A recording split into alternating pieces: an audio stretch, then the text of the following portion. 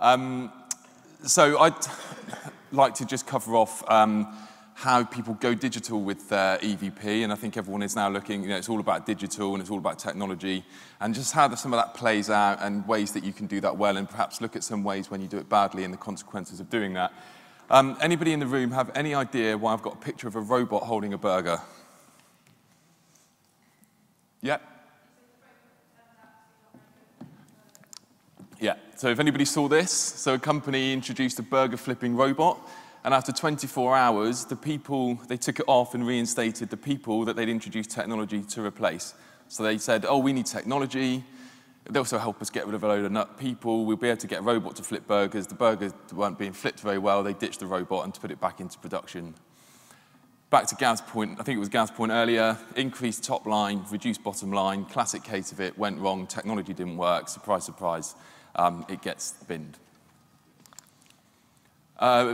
Back to the research we did with REBA at the back end of last year. Undoubtedly, there was a move to digital, to technology. So we, in that research, asked people what it was that they were using technology to deliver, and this was the outcome of that. So lots of companies, the dark blue parts of the pies are where somebody came back and said that they're currently using it, and obviously the light blue then is where it's being developed as well. So large numbers of technology systems in place across a large number of companies, and how does that feel for the individual then when you start going and digitising or digitalising your EVP? And again, another stat there around how, around the platforms and how they play out. So just before we talk digital, let's talk EVP. So I've heard lots of people talk EVP over the past few years, and it's one of those things a bit like wellness, actually, poorly defined, but everyone kind of knows they need to do an EVP. So there was some research by the CEB that came out and tried to define and break it down into 5 key areas around what does an EVP actually include. So top of the pie there is the organisation. So does it have good values? Do I work for a company that's heading in the right direction, that believes in the right things, that treats its employees in the right way, has good CSR policies, diversity and inclusion, all of that type of stuff. The benefits and the rewards. So this is the stuff that David and I will talk to you about all day long because it's the bit that we know so well. But the rewards and the benefits that you get for working for that company. Do I work with good people? Do I enjoy working with the people that I sit beside every day, or perhaps that I don't sit beside every day? Do I enjoy the work that I do? Is it rewarding? Is it challenging? Do I go into work every day excited about what I'm going to do? I appreciate that dependent on the industry you're in, the amount of excitement you get about what you do every day can vary. But do I find that work rewarding? And is there the opportunity? I was talking to somebody just yesterday, and a conversation around the career path, where do they see themselves going, and the frustration that person might feel if, this guy's talking about people getting on the housing ladder and all the rest of it. He sat there going, I want to buy a house, I want a bigger job that's going to pay me more money, which means I can buy a house. I'm 30 next week and I don't want to be renting for the next 10 years. So do they see that opportunity to progress up through the business? So I thought that was quite a nice, simple way. I don't know if anyone's ever seen that before. The slides will be shared after today, so that will be in there, and feel free to use it. It's not mine. I'd love to lay claim to it. And then touching on the point that David made as well is the people journey and the moments they go through in their lives. So they will be engaging with you as a business both before and after they work for you, and large parts of that interaction will be digital. And the things they'll be typically doing will go on platforms such as LinkedIn, Glassdoor, and Twitter to find out what you are as a business, but also once they've left, they can continue to engage with your business through these digital platforms. If you get a disgruntled leaver posting a load of abuse on one of your LinkedIn pages or Twitter or Glassdoor, I mean, personally, I don't pay much attention to Glassdoor because no one ever goes on and writes positive stuff. They're all just disgruntled people that get hacked off. But companies do take Glassdoor seriously, and so it's important. So some of that stuff's in your control, but some of it is out of your control, clearly, because they're not your digital platform. So what I'd like to do, and I've just given a couple of examples here of technologies that lots of people are using through when that employee works for you. And I just want to expand on that just a little bit. So we'll talk about those, we won't talk too much about those. What I want to spend the time on, and hopefully then allow some time for Q&A at the end, is to think about how does your use of digital impact on the individual. and some examples here of where it might go well or might not go so well. And what are those people doing, thinking, and feeling at each part of that? So we use anyone that's seen me present at any of these events will be used to seeing these people. I might have used the same personas actually when we presented back in November. So we've adopted some personas that we link everything back to. And you know, if you're ever in our offices, you might hear someone go, "What does Max think about that?" We actually haven't got any employees called Max, so we have to be talking about the personas when we do it. So Max is your millennial, just joined the business as a graduate, and because you've got to go digital, you've all invested in a big fancy benefits platform, and it's probably mobile responsive, it's got an app, and you've put your private medical insurance on it, and your life, and your pension, and all the other stuff that you do for your people, but you're still running around doing offline season tickets. So Max has joined the business, and he's gone, great, I can get a season ticket because commuting's expensive, and I can spread the cost, and it's more efficient, and all the rest of it. And you say to Max, here's a form. I know companies, if there's any in the room, forgive me for calling this out, that still process a check to give to people to go and buy a season ticket. Seriously, in 2018. Can you imagine doing that to Max? Hi Max, do you even know what a check is? No. Do you know this piece of paper with a number written on it, do you know what to do with it? No. So go and buy your season ticket with it. It's just madness. This guy probably wants it in cryptocurrency to buy a season ticket, not a check. So you've done this wonderful piece of work. David's just given you some great examples of companies that have embraced the digital experience, and then you get a millennial come in the business and he goes, I want to buy a season ticket, it's a great thing, travel's expensive, and get more expensive, and you've given him a manual process. So what's Max thinking and feeling? He's sat there thinking, is this a joke? And he's feeling pretty frustrated because all he wants to do is hit a button and get a season ticket. That's how the world works in 2018. But no, we give him a check. So if anyone's still doing checks, come and talk to me. I know a couple of good companies that don't do checks, and they actually do it all online, and it's very slick, and I'll happily put you in contact with them. So how about Michael? So I always joke I'm Michael. It's my daughter's second birthday on Saturday. So Michael, his daughter, or his child, his 2-year-old child is ill, and he wants to claim on healthcare. Okay, that's a real moment, back to David's language earlier, that's a moment that matters in their life, and it's really critical. So when Michael joined, Michael, go and select your private medical insurance on your platform. Oh, brilliant, I'll add my child. Oh, I can see it costs me £50 a month. Brilliant, nice and easy. But now Michael needs to claim on his PMI, and the platform's not going to do that for him. And the problem is, if you've not engaged in the technology properly to free up some people to actually help Michael, those people are running around doing the stuff the technology's not doing properly for you, and they can't help Michael at a critical time. So you talk wellness and initiatives and all that. Do you know what? Your 2-year-old daughter or your 2-year-old child's ill and it needs treatment, he or she needs treatment, all that other stuff is just noise, and that goes away. What can you do to help that person at that moment in time? And if you haven't got the technology piece right of what you're doing, or you're still running around doing manual stuff and not freeing up people's time to help Michael, you're not helping at that point, and that's the stuff people remember. If my company's done something that really helps me at that critical moment in my life, I'll be thankful to them and I'll remember them for that. If they're not around to help me and you don't help take that stress away, I'll remember that too, and that's not a good feeling, and that's what you remember when you're on Glassdoor after you've left that employer. So what's Michael feeling right now? He's frustrated, he's probably worried. I know I would be if I was sat there trying to get hold of my PMI provider or someone in my HR department because my daughter was in hospital and needed treatment. I'd be feeling pretty stressed and pretty wound up at that moment in time. And then finally, you've got Susie. So Susie's been in the company for a long time. Every year, you know, she's probably bought a day or two of holiday, and what you said to Susie is, say, Susie, this year, you know when you used to go and talk to your friend in payroll and say, I need to buy an extra couple of days holiday, and that person would then put that through the system for you and do it what they needed to, that's gone. That person's been replaced by a burger-flipping robot, and now what you need to do is you need to log into our portal and you need to select 2 days of holiday to sell, and then you need to go into our new fancy whizzy leave and absence management system and book 2 more days holiday as and when you're ready. And Susie's going, what the bloody hell's this? Can I have a check for my season ticket, please? But she's, and so I'm making some sweeping generalizations, so I apologize. But I'm trying to drive home the point here. But the way Susie's done it before, she was comfortable with and she was happy and it works. And why the hell are you changing this process?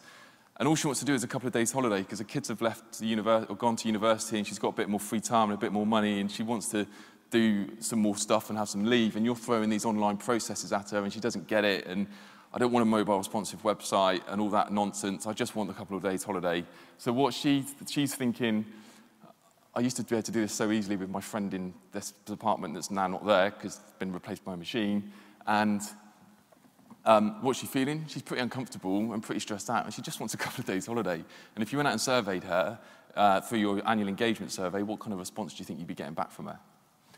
So this is just, what I wanted to do there is I just wanted to try and bring up some real life examples of individuals and where if you don't get the digitalisation of your EVP right, you can fall into some traps and very quickly it can go south. And these are all unintended consequences. No one in this room has ever embraced technology to end up in any of those situations.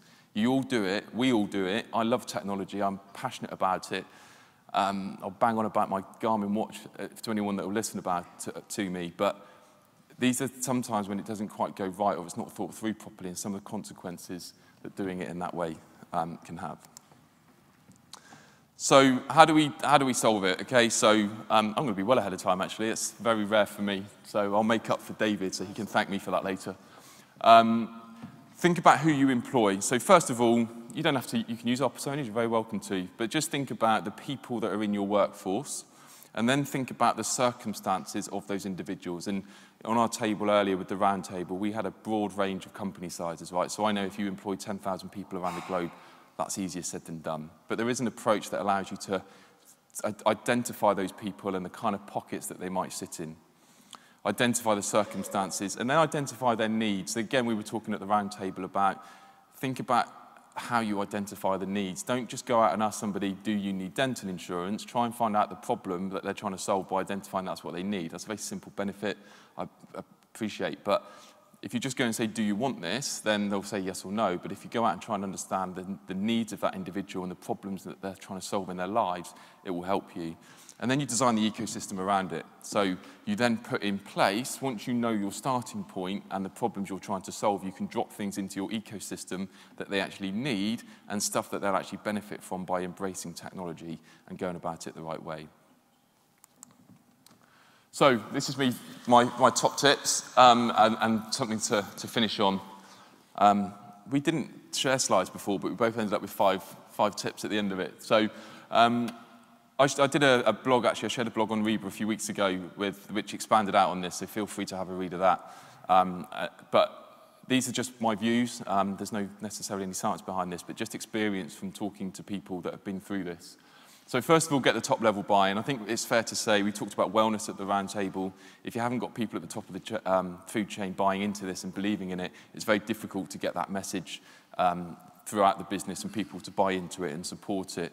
And actually in the blog I said, nothing says you mean it more than the CEO buying into it, and nothing says you don't mean it more than your CEO not buying into it and being the first person to not embrace the digital experience and asking for a check for a season ticket, for example. Commit to it and stand by it. There will be difficult times along the way. You are not going to get it right on day one. It's the whole point of software. Anyone that talks software will tell you don't always get it right first time, but you need to learn as you go, and you need to learn fast, fail fast. So I think it's Facebook that were famous for saying, like, it's better done wrong than not done at all. So figure it out as you go, but be prepared to learn as you go. But commit to it. Don't just, the first time somebody comes to you and asks for a paper form to do something, if you cave and you go, oh, okay, and particularly if they're a senior member of staff, you've just lost your credibility. So just stick to your guns. You will get there, and you will get it right, and you'll probably learn off some people along the way, and you'll probably learn a lot more at the end of it than you knew when you started. Live and breathe it. So, you don't have to all become Scrum Masters or go on agile workshops or all the rest of it. But if you're still talking Prince 2 and expecting 6-month turnaround on projects, you're about 3 years out of date. Technology projects don't last 6 months anymore. We're getting pressure from people now saying, great, we want to launch this in 3 or 4 weeks.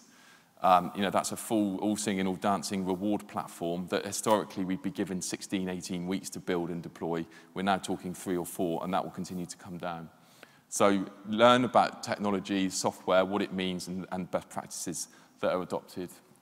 It's a journey, not a project. There is no end date on this. You're not going to sit there one day and go, brilliant, I've gone digital. That moment will never happen.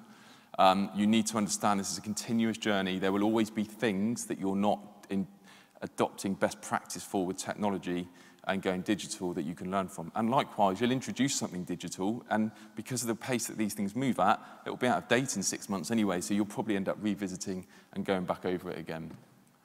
And the final point, back to my personas at the beginning, is digital doesn't mean no humans. It means that you can deploy those humans in a far better way. I personally would rather have somebody in my business available to help Michael when he needs some help with his 2-year-old child being in hospital than sat there shuffling paper, sending Excel spreadsheets off to providers, and all of that nonsense that goes on when you don't engage digital properly.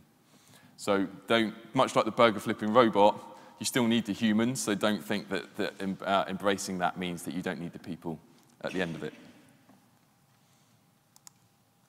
That is me. Thank you for your time. And I'm very happy if we've got time to take a few questions. I've got 3 minutes and 56 seconds. Minutes. Brilliant. In that case, we can take questions. So would you like to come and sit next to me? And we've even got people posting questions, which is incredibly helpful. So the first one we've got on there is, you talk about digitising, and that all sounds fantastic, and now supposedly all the reward practitioners have got all this extra time on their hands to focus on strategy. What do they do first? What do they do with that supposedly spare time? I know what I'd do. I'd go for a run, but... I mean in a reward context. So, no, joking aside, it was interesting listening to Gav's presentation earlier, because 1,100 people, 183 focus groups. I'm sure a lot of people listening to that going, I'd love a bit of time to do that, to go out and talk to people, because a lot of the reward people that I talk to on a regular basis don't have the time to go and do it. And I think there's a lot of power in going out and speaking to the people that you're trying to do this for. You're doing it for the good of the employees that work for you. And I think a lot of people struggle to find the time to actually go out and properly engage with them and understand what it is that, learn a bit more about what the problems are that they face in their life. You don't, 9 to 5 in the office, you don't always get a true sense of the stuff that's going on in people's lives, and it's the stuff that's going on that you never really get a view of is the stuff that you can then introduce to make a difference to their life. And if you had a bit more time to do that, then you might be able to put the solutions in to actually have an impact on them and get the bang for the buck. Picking up on what you've just said there, as much as we talk about digitalisation or digitisation. I'm going to look that up to see which one's the right one. Yeah. You can't really capture what employees are properly thinking other than when you go and speak to them face to face. There's a place for surveying tools. We all use them, and we were saying on our roundtable, if you've got particularly difficult circumstances, you're not going to relay that in a focus group with 15 of your peers in the room with you. So sometimes it might be one-to-one. That might be the place for the digital, but it's a combination of both. It's much like David's example earlier. A lot of those comms programs, a lot of it is digitally driven, but some of it is also a bit of people support and other ways and other means of connecting with these people to really understand what it is that keeps them awake at night. Next question. Is it becoming easier to convince the C-suite to put as much focus behind employee engagement as they presumably do customer and investor engagement? I think it's my experience of this is that there's enough noise about this now that people are starting to realise they need to do something. Again, we had an example earlier where there a change to some working patterns, and obviously a lot of work went behind the scenes, but the CEO clearly thought doing something at this level was a good idea, and probably because they've read some stuff somewhere, or eventually the stuff gets drip fed and they go, oh yeah, this is a good idea, it's the right thing to do, let's just get on with it, and then obviously figure out the details. So my experience is yes, definitely, there's loads of statistics out there now, all this stuff around financial wellness, 1 in 5 people losing sleep because they're financially stressed, there's tons of stats like that it's easier to prove the case behind why a business should do it. Brilliant. I'm going to try and squeeze in the last question in the last 30 seconds. Technology is the future. How do you get the Susies of this world to embrace it and bring her along? The easy thing to do is just throw it at people, whether it's Susie or someone else, and say, get on with it. You need to help people along the way so that they can see very quickly. It doesn't take long for people to figure out there's a benefit in this is the way of doing things from now on. It's just helping them along that journey rather than just throwing it at people and saying, oh, we'll give you a little 30-second video, that would be enough, get on with it. That's not enough. You need to help those people understand why this is now a better way of doing things and let them see there's a benefit to doing it. Susie if she can just go in and buy a couple of extra days holiday, see how much she's going to get through the system extra per month, instead of working out a calculator, and then she's got a really easy and slick process to then book that holiday, which means she doesn't have to send emails to her line manager and fill in spreadsheets. She'll very quickly understand that's a better way to do things, but simply throwing it at them and saying, get on with it, just doesn't work. No, a bit of hand-holding and doing. Yeah. Brilliant. Thank you very much, Andrew. Thank you.